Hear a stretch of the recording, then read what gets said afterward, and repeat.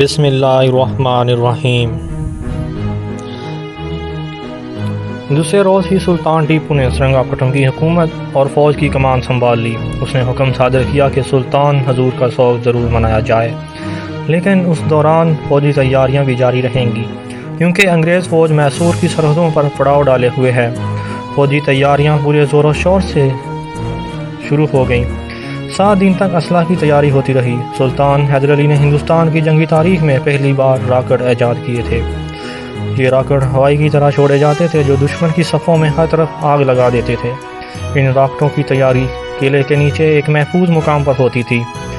100 کے دن گزر گئے۔ سلطان کی وفات کے 8ویں دن ایک ہرکارے نے آ کر اطلاع دی کہ انگریز فوج میسور کی سرحدوں میں داخل ہو گئی ہے۔ سلطان ٹیپو تخت پر شاہی تاج پہنے بیٹھا اس وقت اپنے امیروں اور فوج کے سالاروں سے صلاح مشورے کر رہا تھا۔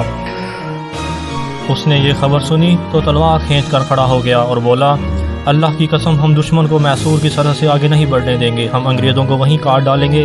جہاد کا حکم دیا جاتا ہے، ہم خود جہاد کی کمان کریں گے۔ اسی وقت فوج کو کوچ کا حکم دے دیا گیا۔ سلطان ٹیپو 50,000 مجاہدین کا لشکر جار لے کر سرنگا پٹم سے نکل کر اور میسور کی شمالی سرحد کی طرف روانہ ہو گیا۔ اس لشکر میں پیادہ سپاہ کے علاوہ 10,000 گھڑ سوار، توپ خانے اور راکٹ بردار فوج کا دستہ بھی شامل تھا۔ سلطان ٹیپو اپنے عربی گھوڑے پر سوار ہر اول دستے کے ساتھ چل رہا تھا۔ گھنے جنگلوں کا سفر تھا جہاں راستہ پہاڑی تھا۔ یہ دکن کی سطح مرتفع کا علاقہ تھا، مگر سلطان ایک شیر کی طرح آگے ہی آگے بڑھتا چلا جا رہا تھا۔ اس کی فوج بھی اسی راستے میں آرام کیے بغیر منزلوں پر منزلیں طے کرتی آگے بڑھ رہی تھی۔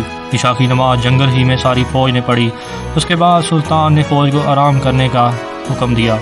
رات آرام کرنے کے بعد صبح کی نماز کے بعد فوج پھر چل پڑی۔ دوپہر کے بعد فوج میسور کی شمالی سرحد کے قریب پہنچ گئی تھی، جہاں سلطان نے فوج کو روک دیا اور ایک جاسوس آگے بھیجا کہ وہ معلوم کرے کہ انگریز فوج کی پوزیشن کیا ہے۔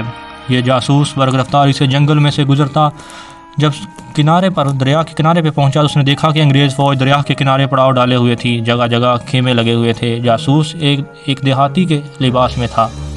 اب اس نے مناسب سمجھا کہ دشمن کی فوج کی طاقت کا بھی اندازہ لگا لیا جائے۔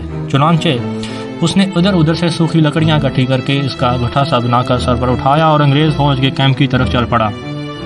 کیمپ کے پاس آ کر اس نے دیکھا کہ ایک طرف چھوٹی توپیں کھڑی تھیں۔ اس نے گنا تو ان کی تعداد 50 تھی۔ ایک انگریز سپاہی اس نے اسے کیمپ میں دیکھ کر ڈانٹتے ہوئے کہا، او تم ادھر کیا کر رہے ہو؟ جاسوس نے دیہاتیوں کی زبان میں کہا، صاحب جی لکڑی خرید لو، غریب آدمی ہوں، بال بچوں کا پیٹ پالنا ہے، لکڑی خرید لو صاحب۔ انگریز سپاہی ہنس پڑا اور کہنے لگا، ادھر ساری فوج ہے، تمہارا لکڑی کوئی نہیں خریدنا مانگتا، تم ادھر سے بھاگ جاؤ۔ اسی دوران جاسوس کو دشمن کی فوج کا کچھ اندازہ ہو گیا تھا۔ اس نے کہا، اچھا صاحب جاتا ہے، اور وہ لکڑیوں کا گٹھا اسی طرح سر پر اٹھائے جنگل میں واپس چلا گیا۔ ٹیلے کے پیچھے آتے ہی اس نے گٹھا ایک طرف پھینکا، اپنے گھوڑے کو کھولا، اس پر سوار ہوا اور گھوڑے کو تیز دوڑاتا واپس سلطان کی فوج کے کیمپ کی طرف چل پڑا۔ سلطان اپنے شاہی خیمے کے باہر تخت پر بیٹھا اس کا انتظار کر رہا تھا۔ جاسوس گھوڑے سے اتر کر سلطان کی خدمت میں حاضر ہوا اور آداب بجا لایا۔ سلطان نے پوچھا، کہو کیا خبر لائے ہو؟ دشمن کہاں پر ہے؟ جاسوس نے کہا، سلطان عالی مقام، انگریز فوج یہاں سے 20 کوس دور دریا کے کنارے پر پڑاؤ ڈالے ہوئے ہے۔ سلطان کے پاس سپہ سالار بھی موجود تھا۔ اس نے پوچھا، کیا انگریز فوج نے دریا پار کر لیا ہے؟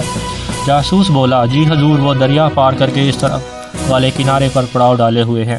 سلطان نے سوال کیا، کیا ان کے پاس توپیں بھی ہیں؟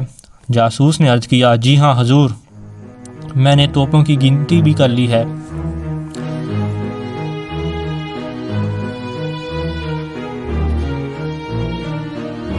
کل 50 توپیں ہیں، مگر یہ چھوٹی توپیں ہیں اور انگریز فوج کی تعداد ہم سے تھوڑی سی زیادہ ہے۔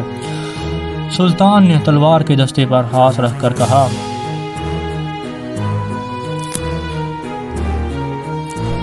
اگلی قسط ملاحظہ کریں ہر رات 8 بجے یوٹیوب چینل پر۔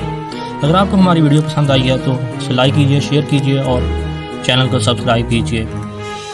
اپ کمنگ نوٹیفیکیشن کے لیے بیل آئیکن کو پریس کریں۔